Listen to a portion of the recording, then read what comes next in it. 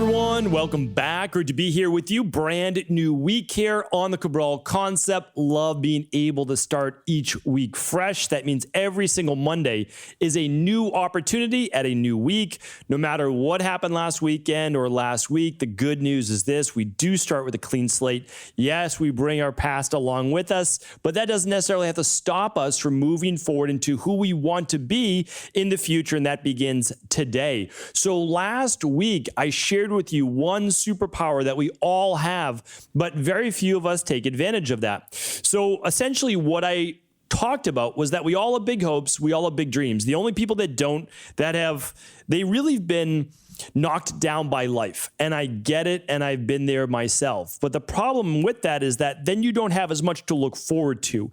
And when you don't have as much to look forward to, you start to become more depressed. What I want you to do is set a bigger, deeper, brighter vision for yourself for the future. And I know that you can do that. Start with one thing, start with one goal. It doesn't even have to be a huge dream of yours. Start with something that if you were to accomplish that, life would be that much better. That's where I want you to start. Tune back in if you didn't get to that show. That was episode 2040. I will link that up here today at episode 2047. So what we want to talk about here right now is that in order to be able to accomplish your big dreams, I've honestly only see one thing work, that one superpower for all people, meaning like it doesn't matter your talent, it doesn't matter your, innate gifts, whatever those things are. It honestly does not matter because there's a great equalizer, and that great equalizer is simply time, persistence, perseverance, and repetition. That's really it. So I'm guaranteeing you that people that aren't very musically inclined can learn how to play an instrument. It's just going to take maybe a little bit more time, right? That might be someone like me.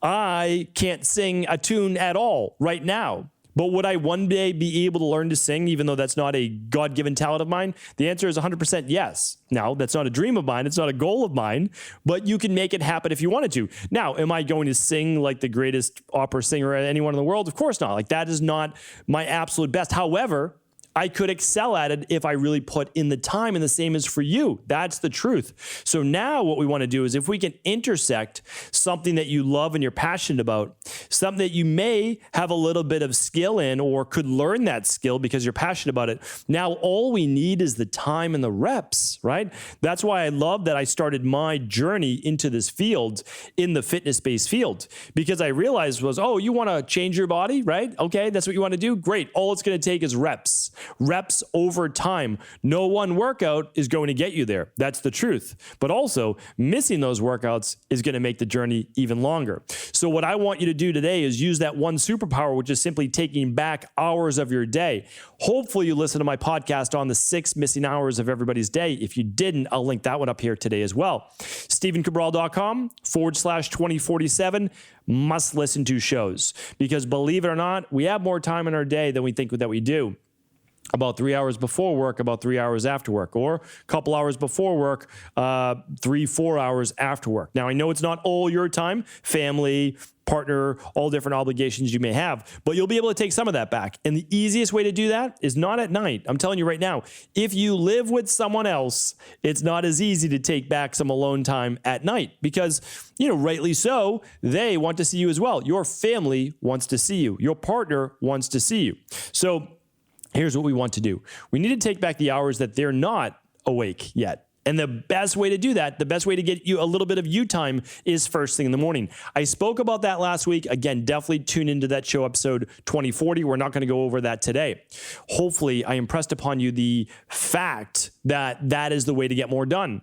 Is when you don't have any other distractions. Makes sense, right? No other distractions, you get things done. People like to sometimes do that when everybody goes to bed at night. Not the best time to do for your health, okay? So now what do? Okay, we're gonna rise more with the sun. We're gonna naturally wake up with the sun, and then we're gonna go to bed a little bit earlier. But we're gonna need to talk about that. Again, I've talked about that on previous shows. But here's the thing. You don't need to wake up at 4 a.m. You honestly don't. Like, I've tried waking up at 4 a.m. I've committed to it for over a month.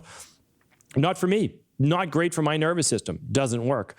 Also, don't have a need to, nor do I want to, because the earliest I could ever go to bed when I was trying to wake up at 4 a.m. was 9 p.m. So no matter what, the maximum amount of sleep I was going to get was 7 hours. I like to get 7.5 to 8 hours.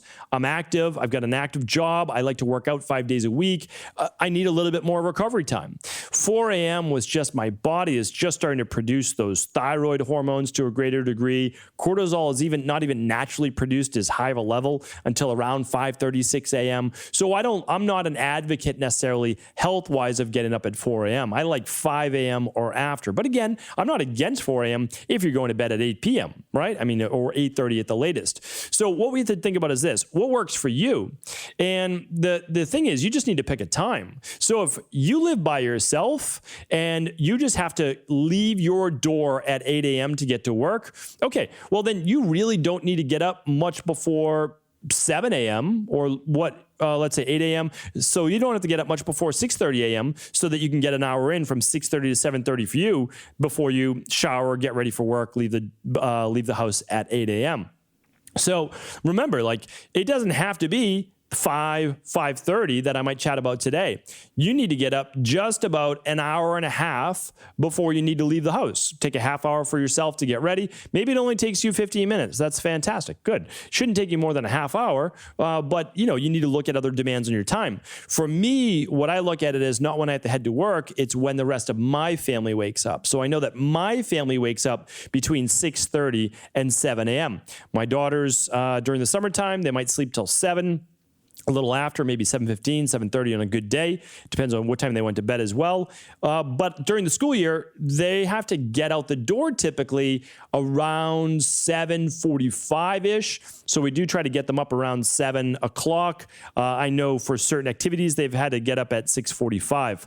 So and again, your kids might have to get up earlier depending on the commute to school. So again, that's what matters. So I just know for me, it's this. It's like I need to be ready for my girls, for my family by 7 a.m. So what do? Well, I know that I need a half hour just for prep for the day, to get ready, shower, all of those different things, right? Shave, shower, get ready for the day. So what I do is I say, well, I need 60 minutes for myself. So I just work backwards. Okay, so 6:30 to 7 would be the shower prep time. Well, then what time do I need to, if at 6:30, I need to do those things? 5:30. Now, I do mine a bit in reverse. I like to shower, get ready, then I sit down and I put in some work. So I actually go, wake up at 5:30, okay? I'm done by 6 to 7, put in work. That's what I do. Now, when I say put in work, what do I mean? No, do I have to work on all the different things for my work? No, it could be anything based on my goal, okay? If I'm trying to learn something new, that's 6 to 7 a.m. in the morning, because I can read on it, right? I talked about all that last week, so I'm not going to go about that. If I'm trying to work on anything to do with my goal, I get a solid hour. A solid hour? I mean, 30 hours for 30 hours a month? That's pretty solid, right? 360 hours in a year on one thing.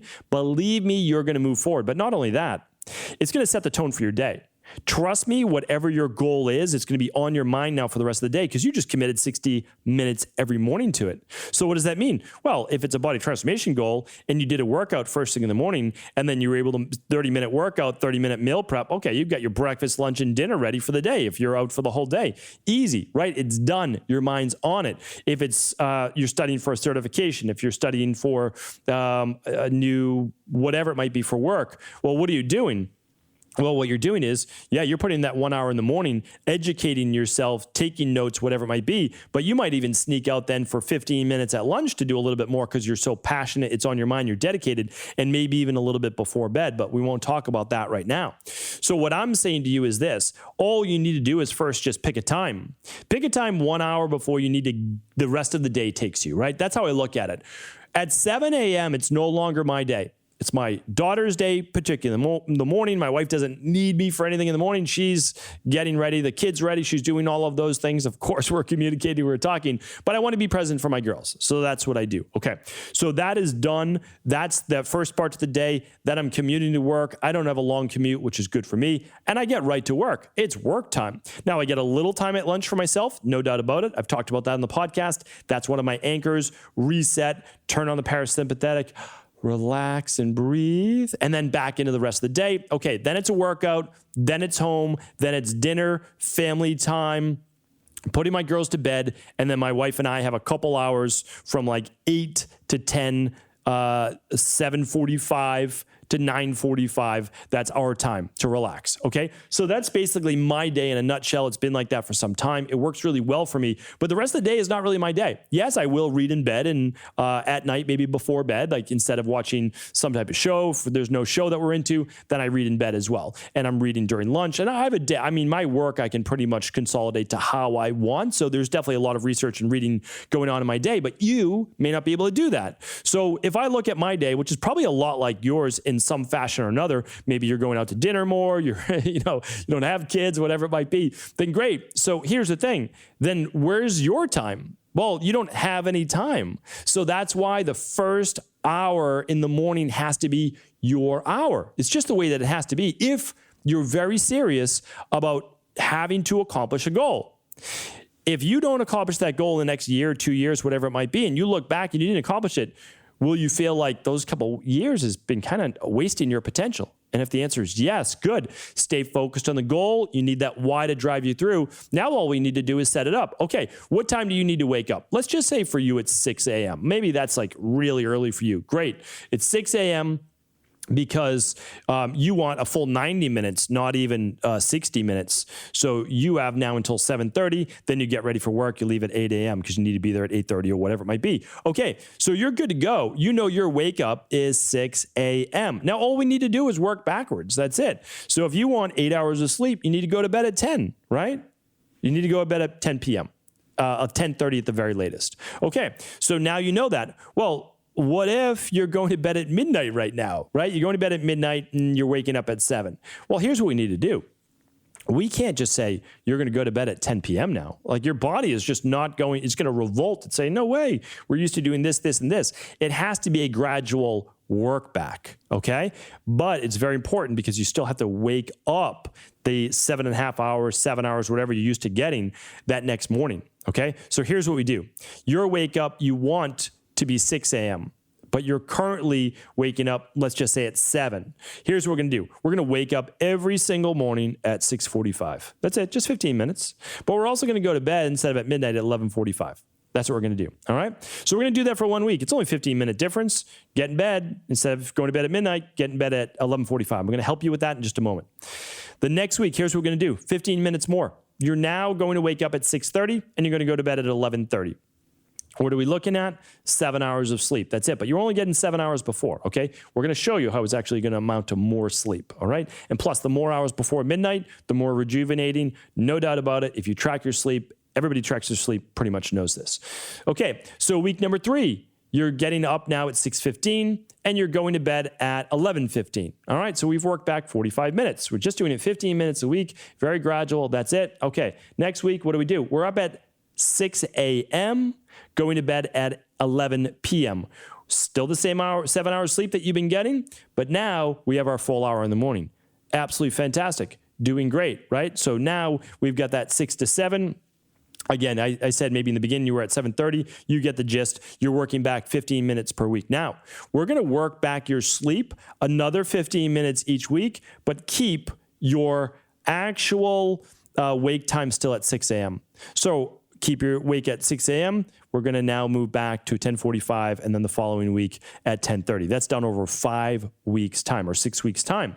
The good news about this is you're going to get more sleep. You're going to be more rejuvenated. You're going to be more energized. And at 6 a.m., you're going to be ready to go with 7.5 hours of sleep. Now, if you need more, of course you need more, but you're only getting 7 before. So let's be realistic, right? You can catch up a little bit on the weekends if you need to. Again, I talked about that. If you want to keep it going, even on the weekend days, that's up to you. So what I want to share with you is this. What I personally do, again, this is exactly what I did. I used to go to bed late. I said, I need to work it back. And I did that for work originally, but then I kept it. And so for me, I wake up at 5:30 a.m. because again, I want that 90 minutes, 30 minutes to prep for the day, 60 minutes to put in work on whatever it is that I'm passionate about, that I want to move forward in my life, because I know that 60 minutes will do it. And if you have a plan going into that morning, you actually get so much done. I mean, you'll be shocked. The first week, you won't even know what to do with yourself. You'll be sitting there like, okay, what am I supposed to do? Read a book? But you just do it. You just do it. You begin to get in the habit, and like anything, you get better at it. So what I do is I go to bed at 10 p.m. That's my absolute cutoff, okay? Do I make it 30 out of 30 days? No, but I make it 29, 28 out of 30 days in a month, no doubt about it. So what I actually try to do is I actually tried to start getting ready at 9:20, 9:30 at night for bed. My wife and I chat a little bit more. I try to be in bed at 9:45 so that I'm asleep by 10 p.m. I fall asleep within 10 minutes. I used to be a complete insomniac. It would take me 2 to 3 hours to fall asleep.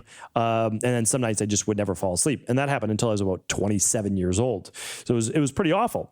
But again, there are ways that you fix this. And keeping a sleep schedule is one of those main ways. So for me, 10 p.m. at the latest till 5:30 a.m. That's 7.5 hours per night, sometimes 7 hours and 45 minutes. And then on the weekend, I actually get an hour more. So I'm getting more like 8.5 hours. That works great for me. It works really well. I've done this now for many years. I know my body, and all of my lab numbers are great. My deep sleep is at 90 minutes or more per night. My REM sleep is at over 2 hours per night. My HRV is good. I mean, I track everything. If I lost a little sleep or it's not as good, I go to bed earlier that night at like 9:30 p.m. So that's what I try to do. I just find it realistic for me, and also being able to hang out with my wife at night. I can't get to bed before 9:30, and that's okay. Like that's not a big deal. That's a compromise that we all have to make, and it works great. So I don't have an issue with that. So all I'm asking you for is this: I need you to get to bed 15 minutes earlier at night. Wake up 15 minutes in the morning. So don't think about it even like, oh, I need to wake up at 5:30 a.m. No, you need to wake up earlier, no doubt about it. You need an hour to yourself, but you only need to work that back by 15 minutes a week, and you can take your time. If you need to take 2 weeks to get to stay at that same 15 minutes and then move, that's okay. Remember, we're looking at life as a journey. You're going to be moving forward. Even if it took you 3 months to do this, you'll be a new human being if you take back 5 hours a week to yourself, which is not selfish, by the way. You're working on you to be better for everyone else. Just no doubt about that. Now, sleep schedules, number one, you try to keep this going for 7 days a week if you can. I understand younger, going out, 12, midnight, 1 p.m., whatever it is. I'll tell you, I was a complete insomniac till I stopped doing that. I would go out on Friday night and Saturday night, or even just one of those, and it would take me 2-3 days to reset that sleep schedule. And it just didn't work. I mean, that was the bottom line. So now if I'm out with friends, the latest I go out is 11 o'clock, and that's it. Yes, that, there are sacrifices, but I feel like if I'm hanging out with people from 8 to 11, like I'm good with that. I'm pretty good. I mean, I feel good about that. I'm enjoying myself, whatever it might be. It might be earlier, and I'm happy to do that. But there's the sacrifice the next day, and I don't want to sacrifice my overall health and energy and well-being for throwing off my sleep. Okay, there are always, again, trust me, there are always extenuating circumstances. I'll travel the West Coast. I go to bed at, let's say 9:30, 10 p.m. West Coast, and it's midnight, 1 a.m. my time. So, I mean, these things do happen every once in a while. But here's what I do. This helps with jet lag. This helps get to bed earlier. You want to try something like the Sleep Health Protocol. I can't even link this up. It's crazy, but I can't link up any nutritional supplements on podcasts. If you go to stevencabral.com/sleep, you will see the products that I recommend. You only have to use these really for like a month or two until you get back into your sleep pattern. And one more product I would add to that is Adrenal Soothe, which helps calm those cortisol levels, especially if they're higher at night. So I don't have too much time to get into that right now. I'll just share with you, if you use those 4 unique products, they help with more serotonin, more calming neurotransmitters. Magnesium helps with turning off the sympathetic nervous system. Liquid melatonin helps you to produce melatonin now at a more normal time. It doesn't make you groggy in the morning. And Adrenal Soothe helps lower the cortisol levels. So it basically helps with all 4 aspects of sleep. There's actually 3 more that I won't even get into today, but it works. And again, it's just one more thing. You don't need to use them, but if you can't fall asleep and you need your sleep, well, then you might as well use it for a couple months, get yourself into a sleep pattern, and then begin to wean off those. You can just go to stevencabral.com/sleep, and that will link you over to those particular products, and then just search for Adrenal Soothe as well. That's my recommendation. That's what I do, and I use them all the time to prevent jet lag and just switch between time zones, which I do quite often. So hopefully that was helpful. All the links today, except the supplement one, will be at stevencabral.com/2047. Thank you so much. And of course, if this was helpful, please do feel free to share it with anybody else you believe it could serve.